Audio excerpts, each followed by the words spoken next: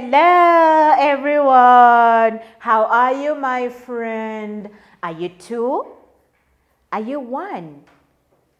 Oh, you're one and you're learning. It is fine. Thank you for learning with me. I do appreciate that. You are so good. My name is Miss Salma, Selma's teacher. And what is your name? Oh, say that louder.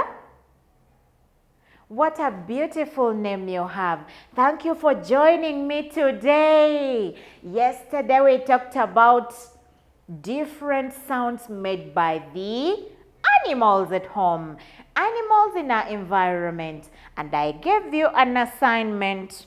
We said that you ask people around you the sound your sheep makes. What sound does it make? Did you find out? Bah! Thank you so much. The sheep makes a beautiful sound, and today we are going to talk about other sounds in our environment. Vroom, vroom. What is that? We are going to talk about vehicles. Do you know vehicles make beautiful sounds? Yes. This vehicle here is a car. What sound does it make?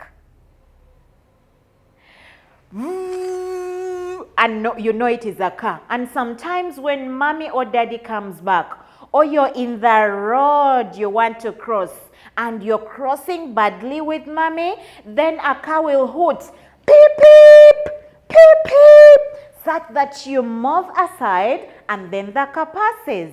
When dad is coming back, he will hoot at the gate. Peep, peep, peep, peep. And you'll get to know that the car is back. Are we together? So that sound is a sound of a car. There is something that passes in the air. If you want to go far away, maybe in another country, you cannot use a car. It will be hard. You will reach late. So what people do, they use